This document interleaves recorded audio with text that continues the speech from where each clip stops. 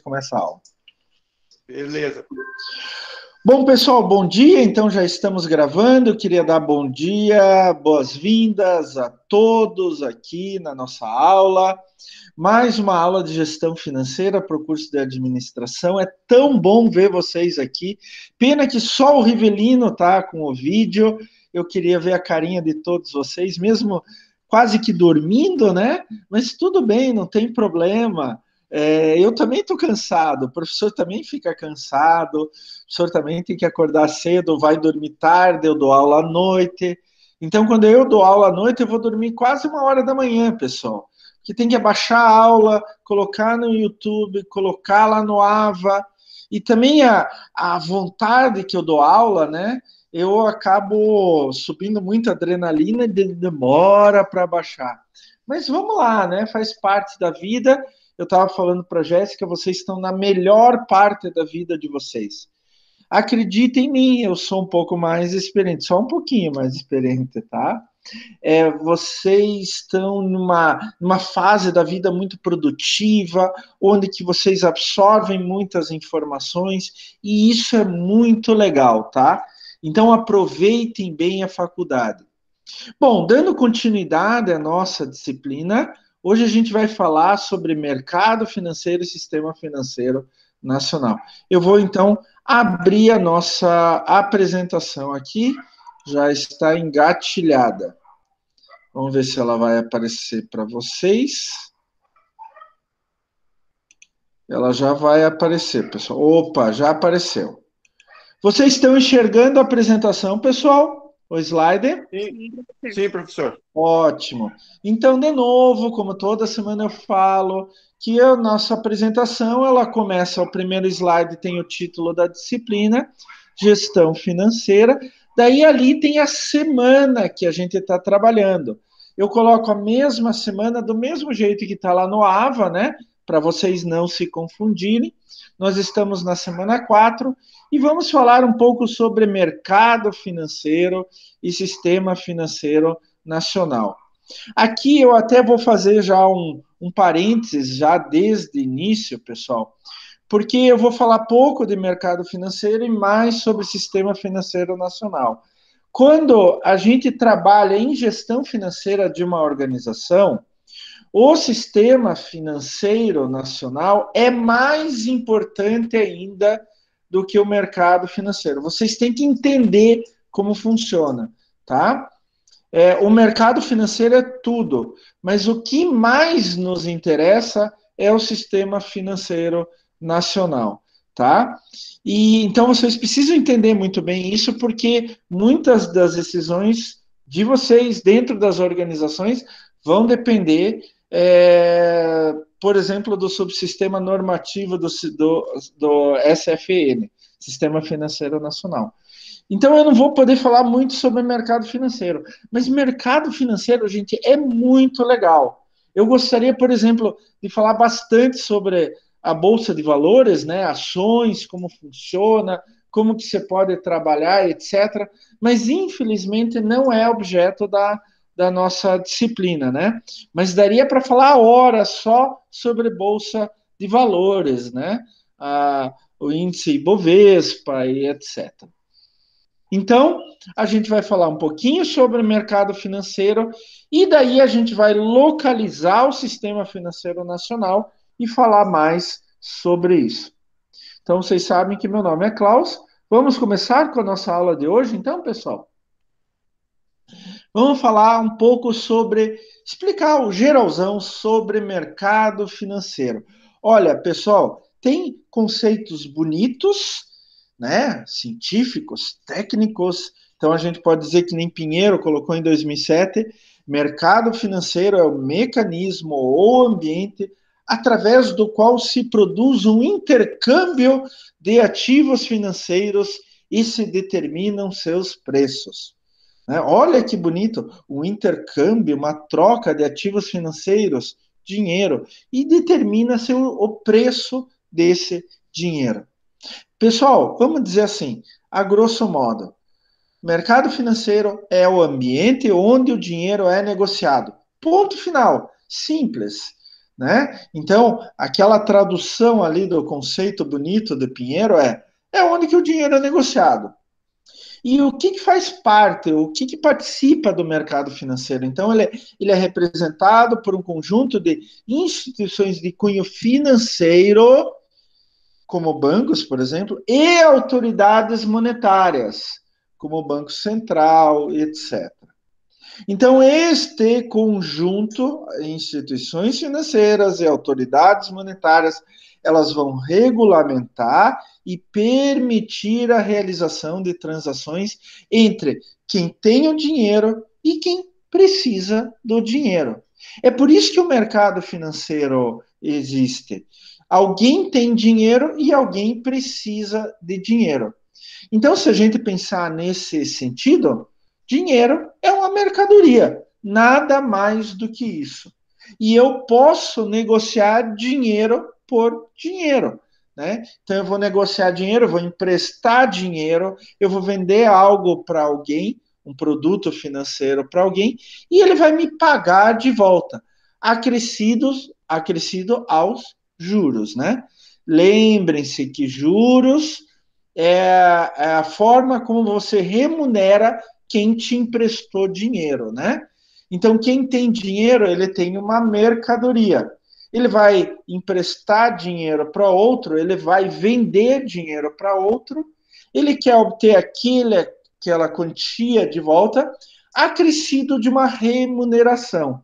Esta remuneração, que é o lucro, né? Como qualquer empresa tem. Eu vou construir computador, por exemplo. Eu tenho preço de custo, pago os impostos e quero ter um lucro. O lucro de quem negocia dinheiro no mercado financeiro são os juros, tá? Então, assim, instituições financeiras vão emprestar e autoridades monetárias elas vão regulamentar. A gente pode dizer, então, que mercado financeiro é o universo que envolve as operações de compra e venda de ativos financeiros. Compra e venda de dinheiro. Sob quais formas? Por exemplo, valores chamados mobiliários, como ações, obrigações, debêntures, etc. E mercadorias, como pedras preciosas, commodity, ouro e assim por diante. Tá? Elas são mercadorias, são produtos físicos, mas elas, na verdade, nem passam por quem está fazendo essas operações. Então, no mercado financeiro, eu posso negociar ouro, por exemplo, mas o ouro fica depositado em algum lugar. Então, hoje, no mundo, a gente tem depósitos de ouro, principalmente nas grandes cidades, e principalmente ligados esses depósitos aos governos locais. Hoje já está tendo movimento para ter depósitos de ouro ligados à iniciativa privada. Então, se eu compro 1 quilo de ouro, por exemplo, esse ouro nem sai do depósito. O que passa de mão em mão é o certificado. A mesma coisa, commodities, né? O Brasil, por exemplo, produz uma quantidade imensa de commodities, né? Que é a parte agrícola, soja, milho, algodão e etc. Commodity é um tipo de mercadoria que é padronizada no mundo inteiro. Carro não é commodity, porque cada ano tem um modelo diferente, cada fábrica tem vários modelos e etc.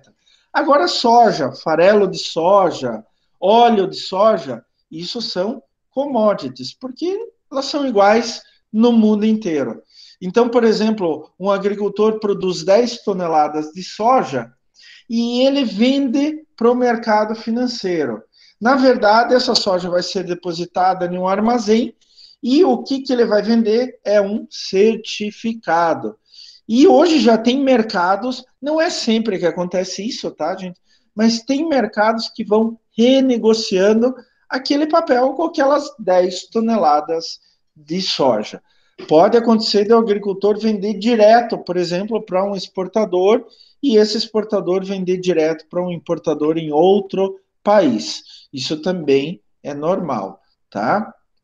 Então, a gente, continuando essa ideia do que é mercado financeiro, a gente pode dizer que é o ambiente que envolve as operações de investimento financeiro. Pronto. A gente pode ter mercados gerais, onde que muitos produtos são comercializados, produtos financeiros, né? E mercados especializados, onde um tipo de mercadoria financeira somente é negociada. Então, temos mercados de ouro, mercado só de commodity, mercado só de ações e assim por diante. Na verdade, o mercado financeiro ele funciona por dois lados. Eu tenho os chamados agentes superavitários, que têm dinheiro sobrando, e os agentes chamados deficitários, que têm dinheiro faltando, né? O professor Klaus é um deles, tá, gente? O professor Klaus é um agente deficitário, né? É, a gente tenta equilibrar as finanças, né? Mas tem alguns agentes no mercado que têm muito dinheiro sobrando. Então, o que, que eles fazem? Eles usam esse dinheiro como uma mercadoria. Ele acaba se tornando um investidor, ele financia quem precisa de dinheiro. E quem precisa de dinheiro é o agente deficitário, ele está com falta de dinheiro, com déficit de dinheiro. E daí, pessoal, a gente pode classificar o mercado financeiro de várias maneiras diferentes, tá? Só para vocês terem ideia, tem o mercado de crédito, né, que empresta capital de curto, médio e longo prazo, algumas vezes para empresas e famílias. Tem o mercado de capital, que daí ele fornece capital de longo prazo para empresas e famílias, e daí tem dois grandes exemplos, que são as debentures e as ações, né? Eu sempre falo, pessoal, que quem quer investir em ações tenha na cabeça que é um investimento de longo prazo, tá? Então, por isso a gente chama de um capital de longo prazo. Debenture, pior ainda, porque debenture, que é um título de dívida, por exemplo. O meu pai tinha debentures de uma mina de ouro da Vale, da antiga Vale do Rio Doce, hoje só se chama Vale. Aquelas debêntures tinham prazo para vencer. Então, 30 anos ou a mina fechar. Quem chegar antes. A gente também tem o mercado monetário, né? Que ele fornece moeda, ele fornece dinheiro por parte do governo. O mercado e o mercado cambial. O mercado cambial é aquele que compra e vende moeda estrangeira, hoje, notadamente, dólar e, em segundo plano, euros aqui no Brasil. Outras moedas é mais difícil você achar no mercado cambial, principalmente em grandes quantidades. Então, o mercado cambial, ele financia principalmente importações e exportações. Então, dentro do mercado financeiro, tem o que a gente chama de Sistema Financeiro Brasileiro, ou SFN.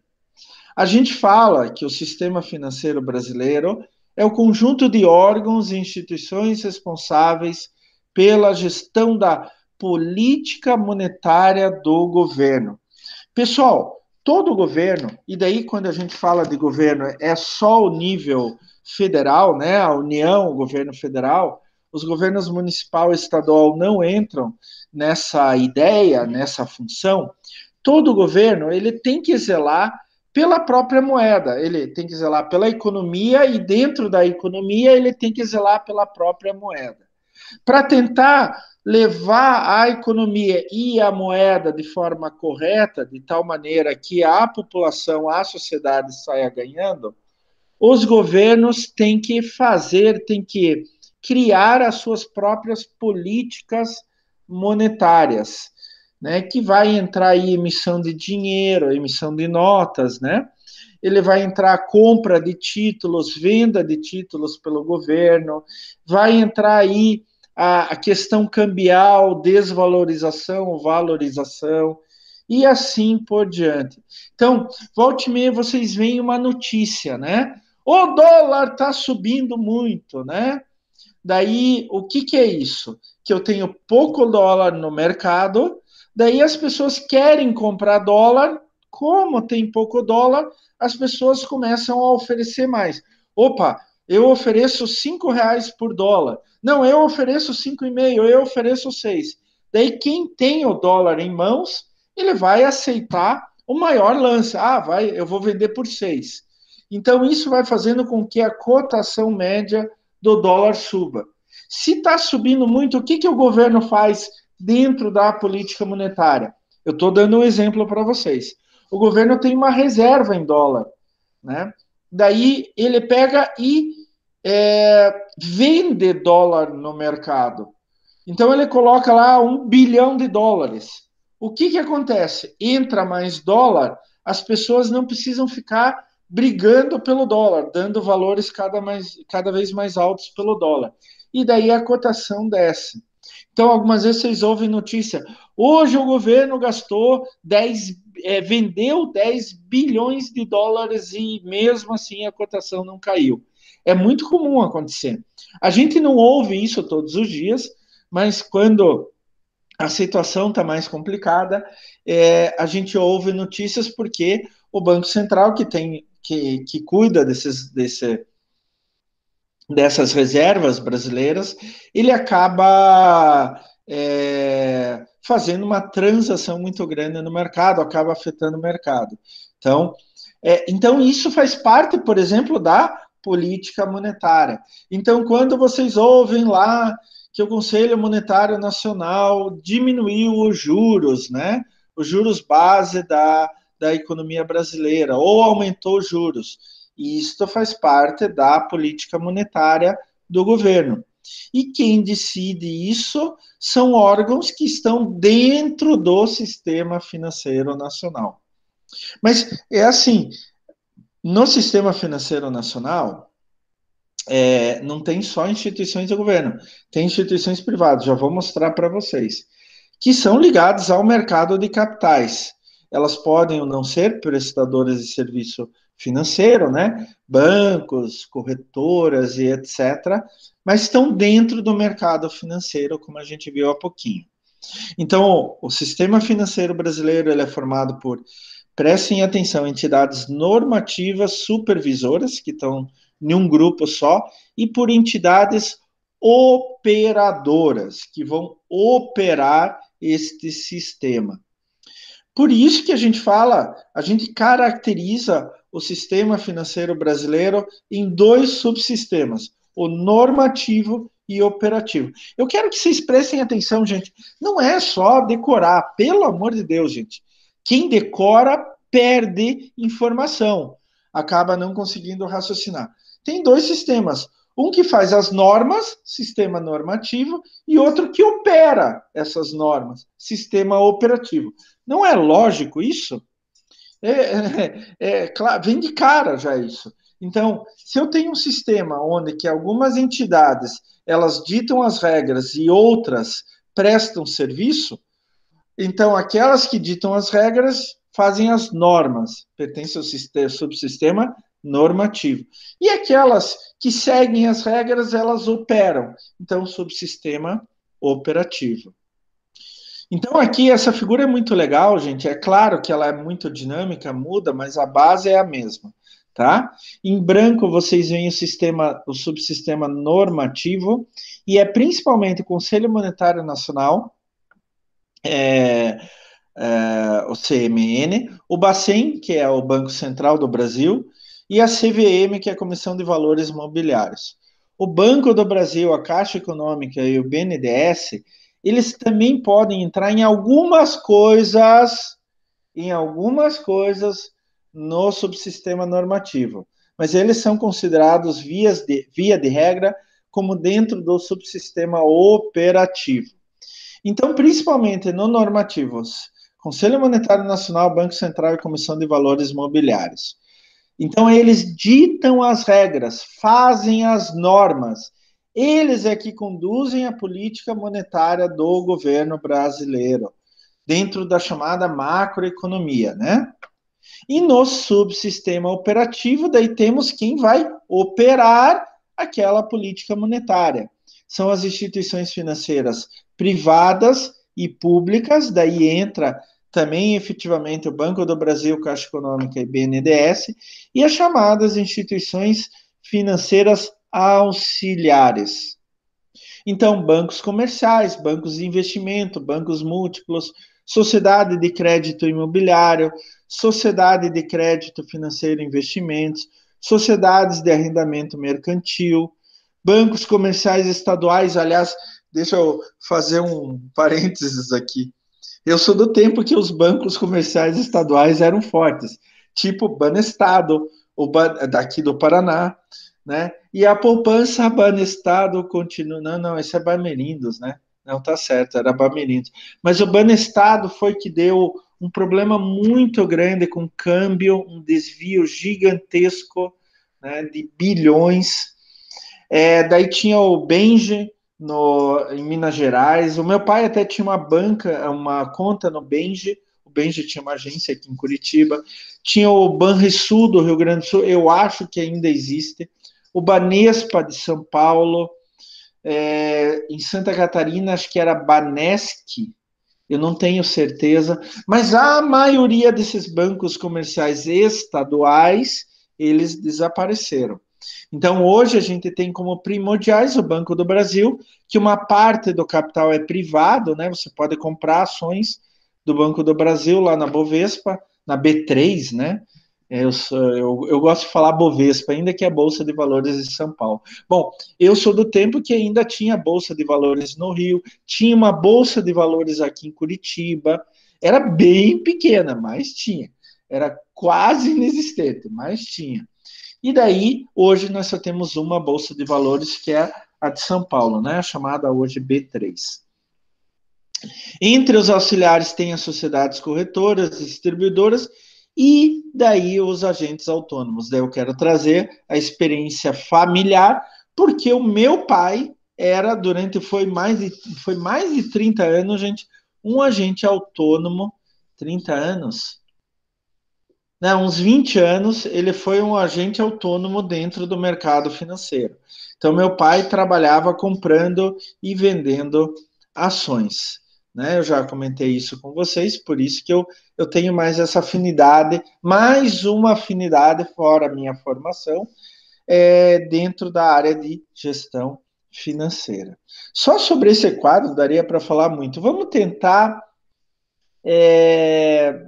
desvendar o que acontece dentro do sistema financeiro nacional e dessa estrutura. Mas esse quadro mostra muito bem. Se vocês entenderem como funciona esse quadro, vocês entenderam o sistema financeiro nacional. Vamos lá. Eu falei para vocês que existem dois subsistemas, né? O normativo e o operativo. O que fazem cada um desses, né? Então, o subsistema normativo, ele tem como funções editar normas que definam parâmetros para transferência de recursos dos poupadores, dos investidores, né? Do agente superavitário aos tomadores, os agentes deficitários. Então, quando se tem um empréstimo de uma parte a outra, fora a agiotagem, né, que é paralelo, é ilegal, mas eu estou falando dentro do mercado legal, né? Quem define os parâmetros básicos, mínimos, é claro que tem negociações, é o sistema normativo. E ele também controla o funcionamento das instituições financeiras e entidades que fazem essa intermediação financeira entre os agentes superavitários e os agentes deficitários. Tá? Então, é ele que manda, ele que dita as regras e ele que vai fazer a auditoria, ele que vai fazer o controle. Você está fazendo certo, você está fazendo errado. Já o subsistema operativo, como a gente já tinha falado e o nome fala, né? Deixa bem claro, ele opera. Oh, que bonito! Como o professor Klaus é inteligente. O subsistema operativo do sistema financeiro nacional, ele opera o sistema financeiro nacional. Ai, que lindo, maravilhoso. Ele operacionaliza a transferência do recurso do agente superavitário para o agente deficitário, do poupador para o tomador. Isso ele faz seguindo as regras estabelecidas pelo subsistema normativo. Ótimo, acabou a história, fácil de se entender. Mas como que é formado o subsistema normativo e o subsistema operativo? Então, vamos lá, vamos voltar aqui. Subsistema normativo, acabei de falar para vocês, isso daqui é para recordar, para ficar bem fixo na cabeça de vocês. Então, ele edita as normas, que vai definir como são os parâmetros para fazer essa passagem, essa comercialização do dinheiro. E ele vai fiscalizar quem faz a comercialização do dinheiro. O subsistema normativo, com exceção do Banco Central, ele não operacionaliza nada, tá? O Banco Central, ele pode operacionalizar algumas coisas, mas não tudo. Ele não é um banco normal, apesar de se chamar Banco Central do Brasil, né? Ele não é um banco normal.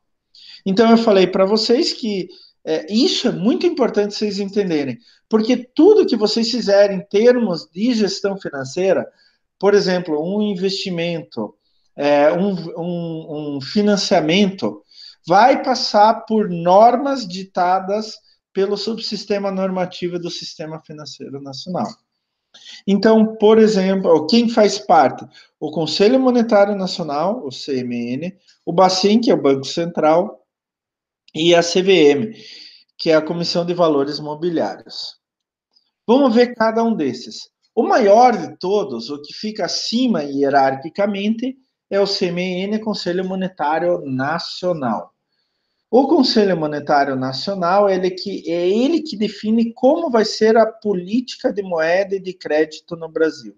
E essa definição, ela é feita segundo as ideias, os interesses econômicos, políticos e sociais vigentes no governo federal. A gente fala que o Conselho Monetário Nacional ele tem que ver o que é melhor para o Brasil naquele instante sob aquelas condições, tanto condições nacionais quanto condições internacionais.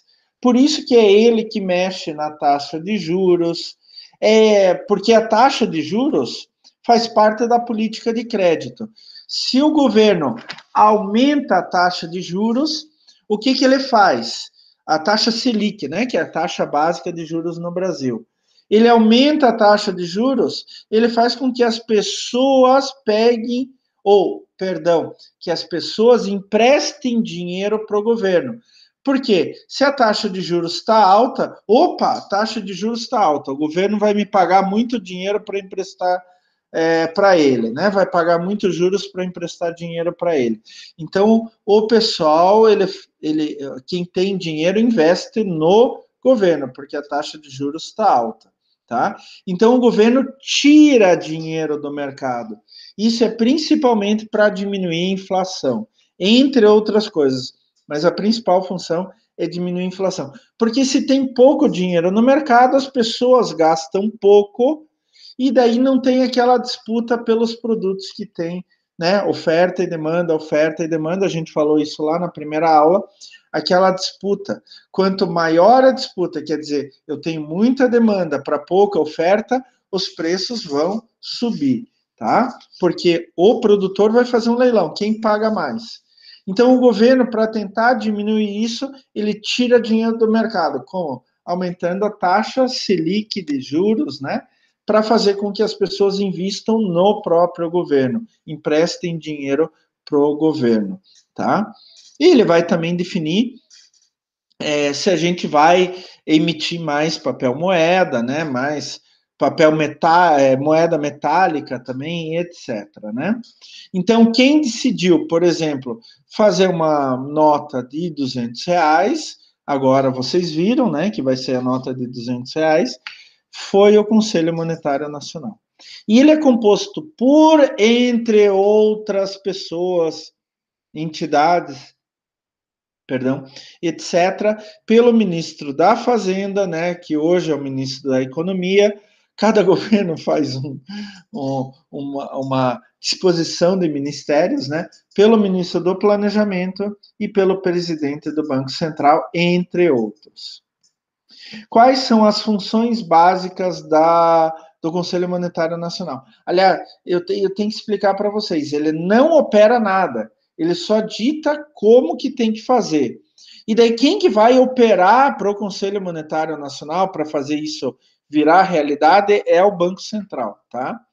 Então, o Conselho Monetário Nacional, ele adapta o volume dos meios de pagamento às reais necessidades da economia nacional, esse é o processo de desenvolvimento, regula o valor interno e externo da moeda, ele orienta a aplicação dos recursos das instituições financeiras, ele propicia o aperfeiçoamento das instituições e dos instrumentos, mas ele tem uma função extremamente importante,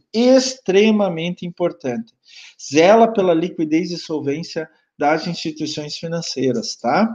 Então, quando uma instituição financeira, um banco, está com problema, ele não tem como pagar os seus compromissos.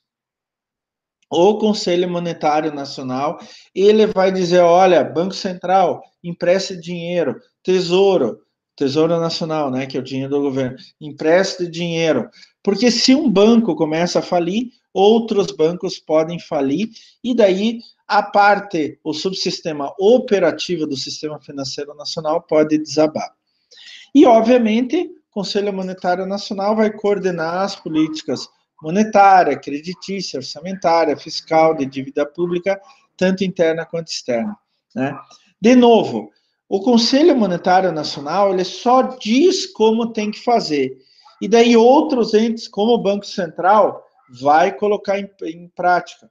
Como a própria CVM vai colocar em prática, tá? O Conselho Monetário Nacional é um ponto de decisão, de tomada de decisão. É que nem o engenheiro numa obra, ele vai decidir como vai fazer. Quem vai colocar a mão na massa, literalmente? É o pedreiro, o auxiliar de pedreiro, é o capataz. Então, a CMN, o Conselho Monetário Nacional, é o engenheiro. E daí ele manda, olha, você pedreiro, faça isso, levante aquela parede. Olha, você capataz, você tem que colocar o telhado. E assim por diante. Mas de uma obra, como tudo gira em torno do engenheiro, na questão monetária brasileira, tudo gira em torno do Conselho Monetário Nacional. Pessoal, alguma pergunta, alguma dúvida até agora? Algum problema? Não, professor, até o momento tá tudo certo. Ótimo, então deixa eu tomar uma aguinha aqui. A minha voz, eu não costumo tomar água durante as aulas, mas a minha voz, ela está indo para o buraco, e só estamos no começo do semestre, vamos lá. Então vocês me perdoem se eu pegar o copo, tomar um golinho de água de momento em momento, porque realmente eu tenho que tomar cuidado com a voz, né? O segundo integrante desse subsistema normativo é o Banco Central. E como eu já falei para vocês, olha só, aqui coloca muito bem aquilo que eu já tinha comentado, né, anteriormente. O Banco Central é executor das políticas traçadas pelo Conselho Monetário Nacional e é o órgão fiscalizador do sistema financeiro nacional. Então, ele fiscaliza e disciplina o mercado financeiro, ele aplica penalidades, pode fazer intervenção, inclusive liquidação extrajudicial de instituições financeiras, e ele executa a política monetária. Então, assim, por exemplo, um banco faz porcaria. O Banco Central, um banco comercial qualquer, faz porcaria. O Banco Central pode ir lá e intervir nessa instituição. Ele literalmente tira o presidente da instituição, o diretor da instituição, e ele vai colocar o interventor. Nossa, professor, é assim? É. Ele pode dar uma multa, por exemplo, para o banco.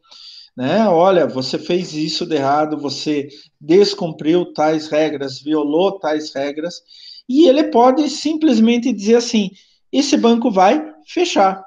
Então, ele vai colocar o interventor e vai fechar o banco. O interventor, normalmente, o interventor ele é colocado numa instituição para tentar recuperar a saúde financeira da instituição, tá? Isso pode ser também em uma indústria, alguma coisa assim. Não é comum, mas é mais comum em banco, sistema financeiro. E daí, esse interventor pode tentar recuperar a instituição, ou pode entrar ali só para liquidar de vez a instituição, tá? Para fechar ela, vender e etc. Eu me lembro, gente, eu não tenho certeza absoluta agora, pode ser que esteja errado. Uma parte do Banestado, o que a gente chama, o que foi chamado de parte boa, foi comprada pelo HSBC, se eu não me engano, e a parte ruim do Banestado, eles conseguiram dividir em duas partes. A parte ruim foi liquidada, ela não existia mais, tá? Então, o interventor pode fazer até isso, pegar aquilo de bom que sobrou dentro da instituição financeira, né, do banco, e separar daquilo de ruim. E, finalmente, o Banco Central ele é o efetivo executor da política monetária. Então, o Banco Central, por exemplo, quando você exporta, o que você faz? Você recebe dólar de fora. Então, eu exportei automóveis para a China. A China vai pagar em dólar. Estes dólares têm que entrar pelo Banco Central, que vão ser transformados em reais, tá? Quando você importa, a mesma coisa, você tem que pagar fora em dólar. Este dólar tem que passar pelo Banco Central. Então você vai pegar reais, transformar em dólar no Banco Central, tá? E nessa transação, o Banco Central tem lucros. Eu não sei se vocês viram, faz uma questão de 2 semanas, o Banco Central queria devolver para o governo 400 bilhões de reais para ajudar no caixa do governo. Da onde que o Banco Central tinha esse dinheiro? Do lucro nas operações cambiais que o Banco Central fazia, né? Ou faz. Ele na verdade tinha 500 bilhões de reais guardados e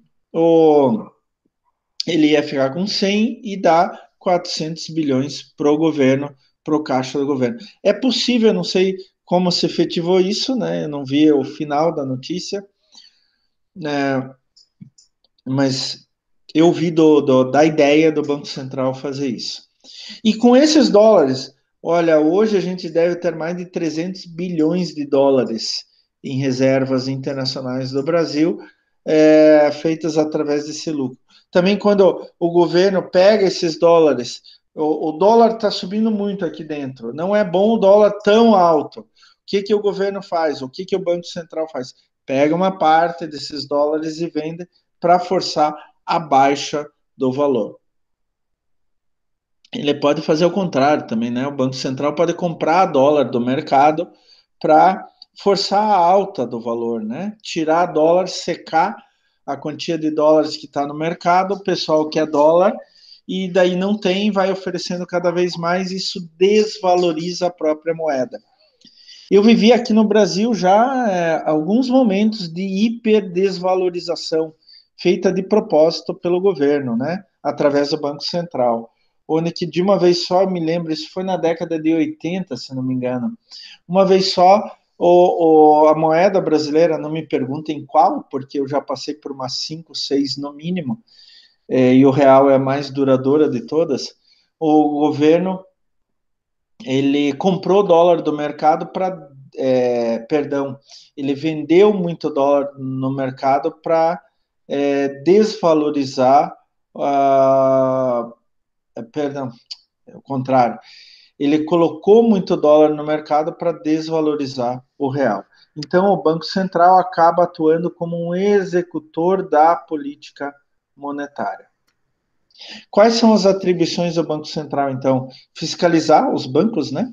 Autorizar o funcionamento, instalação, transferência de sede, fusão, incorporação. Então, quando um banco compra outro banco, ele tem que essa transação tem que passar pelo Banco Central, né? Ele também realiza e controla operações de redesconto, empréstimo no âmbito das instituições financeiras bancárias, né? Quando uma empresta para outra, que empresta para outra e assim por diante. e ele emite dinheiro e controla a liquidez do mercado. A gente ouve sempre falar da Casa da Moeda, né? A Casa da Moeda é uma gráfica, né? Um local de cunhagem só. É o Banco Central que fala, olha, imita tanto dinheiro, etc. Notas, né? E daí a gente tem que separar duas coisas. Tem dois tipos de emissão de papel moeda e de moeda metálica, né? Tem dois tipos de emissão. Aquela que o governo precisa mais dinheiro, então ele vai emitir mais dinheiro, daí ele vai colocar mais dinheiro no mercado. Qual que é o problema disso daí? O problema é que entra mais dinheiro no mercado e o próprio dinheiro, como tem muito dinheiro, ele vai perdendo seu valor. Então, isso é chamado inflação. Uma das maneiras de você fazer inflação é emitir dinheiro. Então, vamos pegar, por exemplo, governos que já tiveram hiperinflação. Começo da década de 20, Alemanha, hiperinflação de lá milhões por cento ao ano. Venezuela, agora. Zimbábue, também há pouco tempo atrás, lá na África. Milhões por cento por ano. O que acontece? O governo não tem dinheiro. Como que eu vou pagar as minhas contas? O governo pensa. Mas eu sou dono do dinheiro, então eu vou emitir mais dinheiro para pagar as minhas contas. Como tem muito dinheiro no mercado, ele acaba perdendo valor. Ele acaba não mais valendo aquilo que valia o que está escrito ali na nota. Então, as pessoas desconfiam disso. Desconfiam que o dinheiro não vale mais nada. E delas vão remarcando o preço. Vão colocando o preço lá para cima. E quanto maior a desconfiança, maior a remarcação de preço. Maior a inflação. E daí isso acaba ficando quase um buraco negro, né? Que vai engolindo tudo. Aqui a gente estava indo para esse caminho, aqui no Brasil, e daí a gente entrou com uma outra política monetária, que foi a introdução do plano do real como moeda, né? Que foi o plano real. Eu quero que vocês prestem atenção que o plano real não foi só a troca de nome da moeda. Então, quando a Venezuela pega lá, tira 3 zeros da moeda, então algo que valia 500 mil só vai valer 500, né? Então, aquele pãozinho que você comprou no dia anterior que valia 500 mil, agora só vai valer 500. Isso daí não tem um plano por trás, eles simplesmente cortaram 3 zeros. Agora, o plano real foi muito mais do que isso. O plano real mexeu com todo o sistema financeiro nacional, ele colocou uma série de regras e etc. Não foi só a troca do nome da nossa moeda, tá? Ou tirar 3 zeros. Isso a gente estava fazendo antes do plano real. A gente não estava vendo todo o sistema financeiro nacional. Então, o Banco Central, então, ele pode emitir moedas através da Casa da Moeda e controlar a liquidez do mercado. A Casa da Moeda é estratégica, tá? Só fazendo um parênteses. Eu já vi vários governos querendo privatizar a Casa da Moeda, porque ela é um serviço, né? O Banco Central vai lá e encomenda a moeda para eles. Mas a Casa da Moeda, ela é estratégica, não do ponto de vista de emitir ou não moeda como serviço gráfico, isso outras podem fazer, mas pela segurança. Então, os originais não podem sair dali, etc. Então, o próprio governo pode controlar isso. A gente fala que o Banco Central é o banco dos bancos, né? Porque ele é o depositário dos depósitos compulsórios dos bancos comerciais. Eu não sei se vocês sabem, uma parte dos depósitos que nós fazemos nos bancos comerciais tem que ir para o Banco Central, que a gente chama de depósito compulsório, obrigatório. Por que isso? Porque daí fica garantido que uma parte do dinheiro o banco não vai perder se ele entrar em falência. Ele está lá. E daí pode pagar os seus poupadores, né? Ele também fornece empréstimo de liquidez e desconto para atender necessidades imediatas de instituição financeira, né? Então, a instituição financeira hoje está com uma dívida de 1 bilhão, uma dívida de curto prazo, que ela precisa pagar amanhã. O Banco Central vai lá e empresta 1 bilhão. É claro que o Banco Central também ganha uma remuneração, juros, né? só que juros bem menores e mais a longo prazo. E como banco dos bancos, ele regulamenta o funcionamento de serviços de compensação de cheques e outros papéis. Antigamente, a compensação de cheque era, na prática, muito mais complicada, né? Hoje, o sistema está praticamente online, né? Com o DOC e outros sistemas de compensação. Então, hoje já é controlado via digital. Mas até pouco tempo atrás, gente, era tudo analógico, né? Era bem complicado. O Banco Central também serve como um superintendente do Sistema Financeiro Nacional, né? Ele fiscaliza e controla as atividades, ele concede autorização para o funcionamento do banco. Assim, se vocês quiserem abrir um banco, vão ter que pedir autorização para o Banco Central. E, como eu falei, decreta intervenção e liquidação extrajudicial. Ele é executor da política monetária, né? Então, ele regula a expansão dos meios de pagamento, faz orçamento monetário e utiliza os instrumentos da política monetária determinados pelo Conselho Monetário Nacional. Ele é o banco emissor, é o único responsável pela emissão do papel moeda e moeda metálica.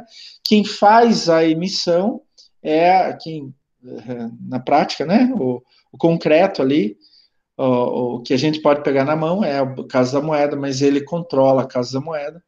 E ele também é chamado o banqueiro do governo, né? Porque ele financia o Tesouro Nacional, fazendo a colocação de títulos públicos, a administração da dívida pública, tanto interna quanto externa. Isso é falado o tempo todo. Com o orçamento de guerra para a Covid-19, para pagar aquele plano Renda Brasil, para pagar os gastos com a Covid-19 e tudo, né?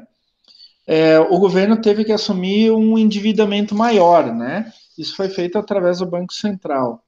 Então, hoje a gente está com uma dívida pública do tamanho do PIB, que é o Produto Interno Bruto.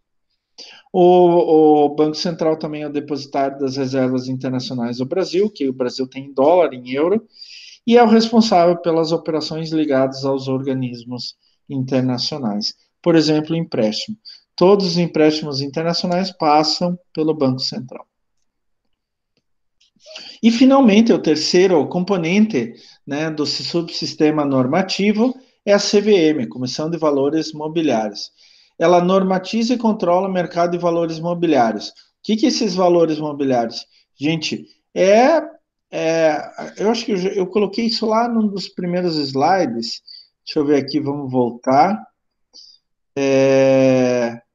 Aqui, olha, mercado de capitais, capital de longo prazo para empresas e famílias, principalmente debêntures e ações, tá?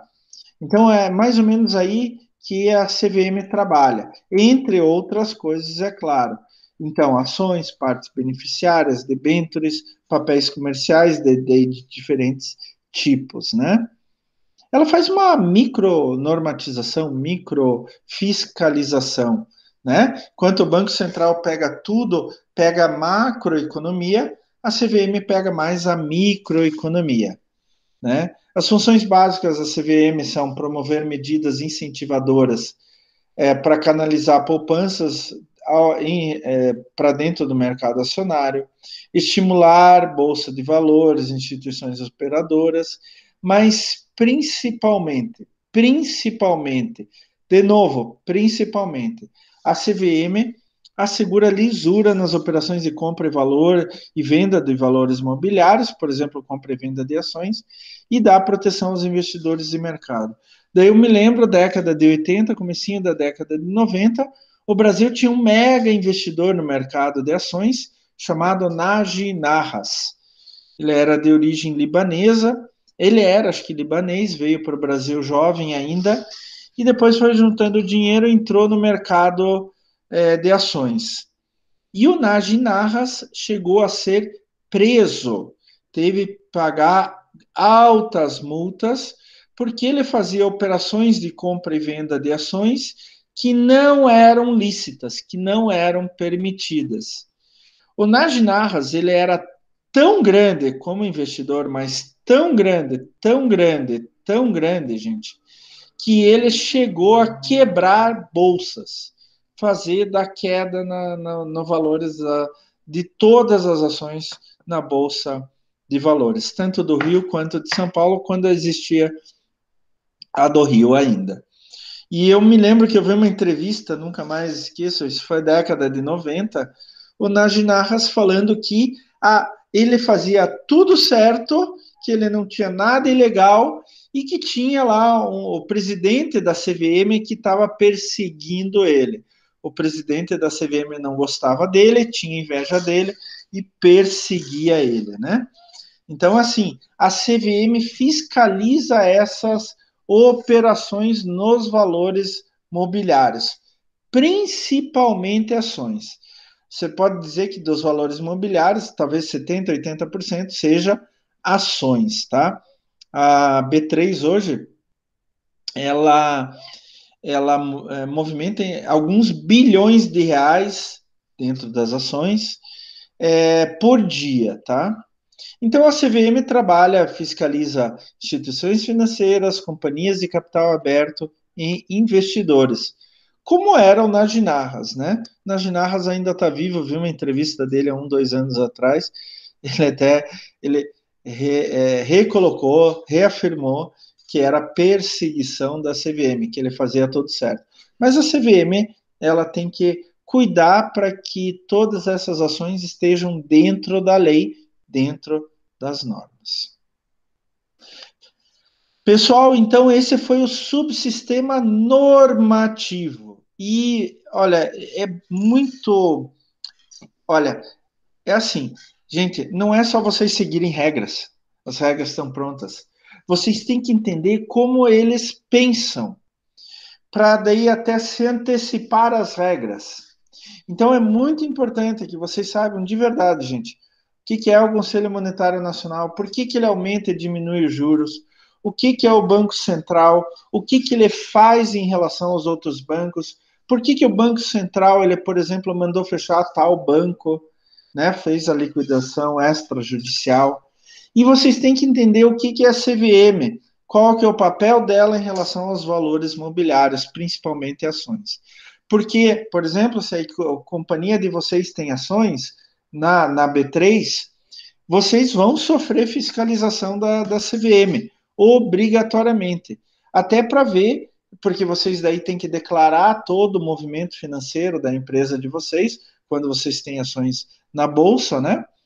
E a CVM vai ver se aqueles dados são realmente reais, são corretos, etc. Mas no dia a dia, o que a gente faz no dia a dia é mexer com o subsistema operativo, né? Que são esses em azuis. Tem as instituições financeiras públicas, privadas e as instituições auxiliares. Vamos dar uma rápida olhada nessas instituições do subsistema operativo. Como eu tinha falado para vocês, ele tem como função básica operacionalizar a transferência de recursos do poupador, agente superavitário, para o tomador, agente deficitário, de acordo com uma série de regras que são feitas pelo subsistema normativo. Então, daí, pessoal, eu tenho, por exemplo, instituições de crédito a curto prazo para emprestar, tipo capital de giro, por exemplo, banco comercial, caixa econômica, cooperativa de crédito, como essas estão crescendo muito, né, as cooperativas de crédito, como a Sicredi, por exemplo, eu não estou fazendo propaganda, só usando de exemplo, instituições de crédito de médio e longo prazo, bancos de desenvolvimento, bancos de investimento, o BNDES, Banco Nacional de Desenvolvimento, ligado ao governo federal, é muito interessante para isso. Então, prestem atenção que se vocês querem abrir uma empresa, dependendo do ramo, pode ser que tenha uma linha de crédito de médio e longo prazo com juros mais baixos do que o mercado, com tempo de carência maior, para o tipo de atividade que você quer fazer. Instituições de crédito para financiamento de bens de consumo duráveis, sociedade de crédito, financiamento, investimento, própria Caixa Econômica Federal. O que é isso? Eu quero comprar um carro, eu quero comprar um terreno, eu quero comprar uma casa. Então, eu vou pegar dinheiro nessas instituições de crédito, né? O Sistema Nacional de Habitação, ele é ligado à Caixa Econômica Federal, inclusive, aliás, ontem, pessoal, vamos dar uma olhada aí o que vai acontecer, né? Ontem foi extinto o Minha Casa Minha Vida e entrou... Ai, gente, eu ainda não decorei o nome. O Paulo Marinho, né, que é ministro do Desenvolvimento, lançou um programa para substituir Minha Casa Minha Vida. Eu ainda vou decorar o nome. Foi ontem de tarde, foi lá pelas 3, 5 horas da tarde.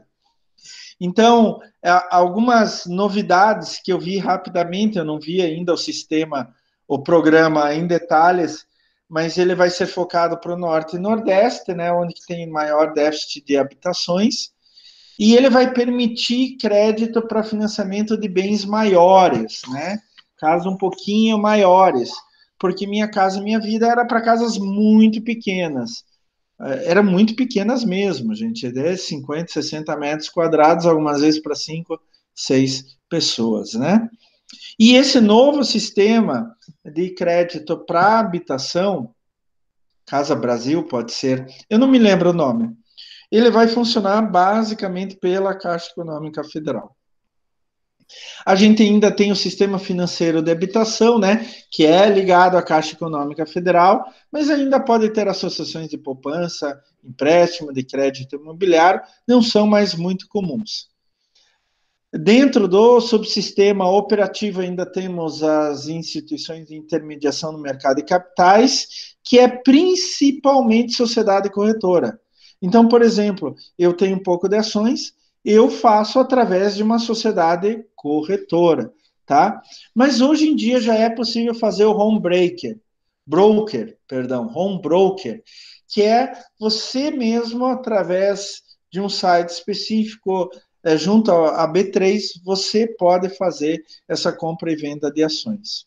E, finalmente, as instituições de seguro e capitalização, né? Elas fazem parte do subsistema operativo do Sistema Financeiro Nacional. As seguradoras todas, como um todo, as corretoras de seguro, aquelas que fazem a intermediação entre a seguradora e o consumidor final, as entidades abertas e fechadas de previdência privada, né? Então, por exemplo, previdência privada dos Correios, né? Então, eles têm uma entidade dos Correios que capta dinheiro dos funcionários, investe e depois paga na forma de previdência privada. E tem as abertas, que qualquer um pode entrar e fazer uma poupança como previdência privada. E as sociedades de capitalização também. É importante, gente, porque eles são atores importantes dentro do mercado, tá? São muito importantes dentro do mercado. Interessante falar que hoje, seguradora, ela não passa propriamente dito por uma falência. Porque para proteger os segurados, né? Quando uma seguradora está entrando em falência, o sistema financeiro, subsistema normativo entra, o Banco Central, por exemplo, entra em ação, e ele vai fazer com que aquela seguradora seja comprada por outra, a mesma coisa com o banco, para proteger os seus segurados. No caso de banco, proteger os seus correntistas. E, finalmente, né, eu quero deixar um pouco mais claro, um dos mais importantes componentes do subsistema operativo do Sistema Financeiro Nacional são os bancos comerciais, principalmente em volume, né? Eles estão em todos os lugares, e daí entra também Banco do Brasil, Caixa Econômica, tá? Porque daí ela acaba assumindo o papel, esses acabam assumindo o papel de banco comercial. Não é o caso do BNDES, o BNDES é um pouco diferente, mas os bancos comerciais são a base do sistema monetário. Então, eles têm a capacidade de criar, sob efeito multiplicador, a principal fração do conceito convencional de moeda, chamada moeda escritural, constituída pelo total de depósitos à vista nessas instituições. O que significa isso daí, gente? eles podem, não é criar dinheiro, mas a partir dos depósitos que os correntistas fizeram ali, eles começam a fazer o mercado operar. Então, como que um banco empresta dinheiro para alguém? É dele esse dinheiro? Não, é do correntista. Então, você vai lá e deposita todo mês R$ 100 na poupança. Ah, você tem R$ 20.000, tá? Esse dinheiro é teu. E você vai ganhando uma certa parcela de juros, dependendo do tipo de investimento. Então, poupança é X, né? Um papel, outro lá, Y de juros que você vai ganhar, etc. Mas normalmente o investidor deixa um longo prazo ali no banco. Então, o que o banco faz? Ele pega esses teus R$ 20.000 e vai emprestar para um agente deficitário R$ 20.000. Mas como o banco lucra? O banco é mais ou menos assim, tá, gente? A grosso modo. O banco, ao pegar o teu dinheiro, ele te paga, digamos, 1% de juros ao mês. Então, você emprestou dinheiro para o banco. R$ 20.000. O banco vai te pagar 1% ao mês. Daí ele pega esse teu dinheiro e empresta para alguém. Só que quando ele empresta para alguém, ele vai cobrar 5% de juros ao mês. Aqueles daí, eu quero tirar o meu dinheiro da poupança.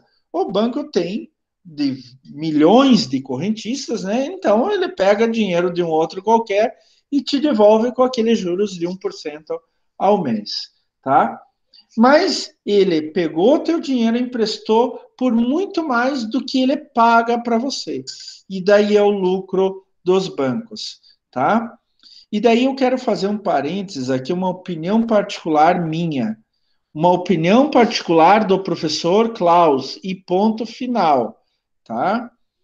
Desde o governo Lula, e independe de ideologia de governo Lula, governo Dilma, governo Temer e agora governo Bolsonaro, os bancos têm lucros que eu chamo de pornográficos, gente. Os lucros são algo dos bancos, algo inacreditável. Inacreditável. Tem banco, gente, que está lucrando 10 bilhões de reais por ano. Lucro, gente. Lucro puro. 10 bilhões de reais por ano, tá? E isso seria tarefa dos órgãos normativos do Sistema Financeiro Nacional vigiar mais de perto esses bancos que têm lucros gigantescos, porque eles estão extorquindo de um lado ou de outro as pessoas e as organizações, as empresas, tá? A gente tem que tomar muito cuidado com isso. Então, é a opinião particular do professor Klaus, tá? Até o governo Lula, os bancos tinham lucros altos, mas não eram pornográficos. A partir do governo Lula, com uma série de liberalizações que ele colocou e que foram mantidas ao longo do tempo, os lucros foram só aumentando. Olha, só para vocês terem ideia, tem um monte de empresa fechando, gente perdendo dinheiro, perdendo emprego, não tendo o que comer, gente que era da classe média foi para uma classe mais baixa, está aumentando o número de pessoas abaixo da linha de pobreza e os bancos continuam tendo lucro pornográfico, tá? É claro que os lucros dos bancos particulares comerciais esse ano não vai ser tão alto quanto ano passado, mas vão continuar muito altos, levando em conta o estado da economia brasileira. A gente vai ter uma queda do PIB de em torno de 5 a 7%. Então, alguns já falaram em 5,3%, outros estão falando de 6 e pouco. Já ouvi até dados de a gente vai ter uma queda do PIB de 9%. Eu acho que não. Eu acho que vai ficar entre 5% e 7%, tá? Mas é só um chute meu, só um chute meu. Mesmo com essa queda no PIB, os bancos vão lucrar. Não pode acontecer isso, gente. A gente tem que ter um sistema normativo que vigie melhor. Os bancos passam por uma permanente vigilância do Bacen, do Banco Central, que vai controlar a expansão monetária através de operações de mercado aberto, redesconto e recolhimentos compulsórios, como a gente já falou. Teve uma época que o Banco Central ele mandava recolher 30%, 40% de tudo que o banco comercial tinha que ser depositado no Banco Central. Para garantir que se o banco tivesse algum problema, para ele não gastar todo o seu dinheiro, né, o dinheiro dos seus investidores, para que os seus investidores, se o banco tivesse algum problema, receberiam este dinheiro de volta, tá? Gente, nossa, são 10h20, meu Deus do céu. A gente fala, a gente troca muitas ideias, dá para falar muito mais sobre isso. Mas esta é a ideia básica sobre o sistema financeiro nacional. Deixa eu sair daqui. Vamos voltar aqui à nossa aula. A gente ainda tem alguns alunos aí na aula que sobreviveram até agora. Pessoal, é claro que dá para falar muito mais sobre o sistema financeiro nacional. Mas esse é o básico para vocês entenderem, tá? Tomar um golinho de água. Eu só quero fazer uma advertência para vocês. Professor, eu tenho uma empresa, eu estou trabalhando numa empresa, na gestão financeira, ótimo, maravilhoso. Espero que você se lembre bastante do que o professor Klaus falou em sala de aula. Mas, assim, prestem atenção no mercado financeiro e no sistema financeiro nacional. Não façam a gestão financeira só da empresa para ela mesma, tá? Prestem atenção o que acontece, a regulamentação, a vigilância do Banco Central e assim por diante. Como os bancos agem e etc. Porque daí vocês podem ter muitas vantagens, tá? E não incorrer em problemas. O sistema financeiro nacional é que ele vai fornecer capital para vocês. Pode ser capital de giro, investimento, empréstimo, etc. Qualquer forma. E daí vocês têm que prestar atenção como que esse sistema funciona, tá bom? Pessoal, dúvidas? Alguém quer fazer alguma pergunta? coisa? É sempre aquela história, né, professor, só surge depois. Sempre assim, né? Sempre assim. Né? Ó, uma opinião particular minha. Você está pegando o Odeio jeito do banco. professor Klaus, né? Uma opinião particular. Fala. Eu uso bancos obrigado para receber meu salário e para fazer algumas transações muito pouco, mas eu odeio bancos. Eu acho os bancos extremamente... Eles roubam da gente, roubam. Eles tiram dinheiro da gente sem a gente saber aonde a gente está, o que a gente está pagando. Banco é complicado. E assim, eu concordo com você. Banco é complicado. Eu tenho amigos que trabalham em banco, então eles falam coisas que acontecem lá dentro dos bancos e tudo mais. Eu já tive desavenças com banco, tá? Eu era do HSBC e tive um problema lá dentro no HSBC e principalmente depois quando passou para o Bradesco, né? O Bradesco comprou o HSBC aqui no Brasil, né? O HSBC existe ainda no resto do mundo, o Bradesco comprou só aqui. A transição de HSBC para Bradesco foi horrível, horrível. Vocês não fazem ideia, foi horrível. Eu me lembro que eu tinha contas para pagar. Eu tinha uns 10 mil reais em contas para pagar, diferentes contas. E eu tinha esse dinheiro. Eu tinha esse dinheiro lá na minha conta. Quer dizer, não ia ter problema. Só que eu não conseguia pagar. Eu não conseguia pagar. Inclusive, eu sou de uma categoria assim, um pouco mais, não a maior categoria, mas um pouco mais acima, o Prime, né? E eu fui na gerência e disse assim, olha, tá aqui as contas. Eu tenho dinheiro, tá aqui o meu extrato da conta, da minha conta corrente, eu tenho dinheiro, não estou conseguindo pagar. Dá um jeito. Eu falei para a mulher lá, coitada, aquela mulher passou maus bocados, porque não era só comigo isso, aconteceu com milhares de correntistas. Então, durante uns 2 meses ali da transição entre um e outro, foi horrível. Eu não gosto de banco, eu evito ir em banco, tá? literalmente, hoje, eu aprendi alguns anos atrás a usar o smartphone para fazer todas as minhas transações, tá? Eu odeio falar com o gerente de banco, mesmo porque eles sempre querem vender algo a mais, etc. Mas, assim, nós precisamos dos bancos, tá? Sem um sistema bancário privado, de preferência privado, com boa saúde, a gente não consegue operar o sistema financeiro. Então, as empresas não vão ter empréstimo, não vão ter financiamento, investimento, etc. Tá? É muito complicado sem banco. Por isso que os governos, por isso que o Banco Central tem que cuidar bem dos bancos. Não é simplesmente dar dinheiro de graça para os bancos, que eles fizeram porcaria durante anos, entraram em prejuízo, para não falir, o governo vai dar dinheiro. Não é disso que eu estou falando. Mas, quando precisar, emprestar, mas cobrar de volta, com juros e tudo mais, porque é uma organização comercial, né? Como qualquer outra. Mas a gente precisa de um sistema financeiro bem saudável, né? A gente já passou no Brasil épocas onde o sistema financeiro nacional era horrível.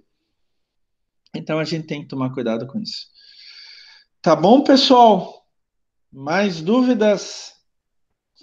Mais Beleza. colocações? Não, Tranquilo. professor. Pessoal, então eu vou pedir para vocês para que gastem 5 minutos para entrar lá na atividade de frequência, tá? Para vocês já fazerem a atividade de frequência de vocês. E não se esqueçam de ver o material complementar. Pessoal, eu vou pedir um favor para vocês. Quem que é o representante da turma? Eu e o Luiz. Tá. Tá. Então, eu quero que vocês façam o seguinte para mim. Eu quero que vocês entrem em contato com a turma e organizem a formação de equipes na turma. Cada equipe pode ter, no máximo, 4 componentes, tá? E daí vocês vão organizar isso, eu vou pedir... Eu peço os representantes, gente, porque é o seguinte... como a gente não tem aula presencial, fica muito mais difícil para o professor fazer isso com vocês.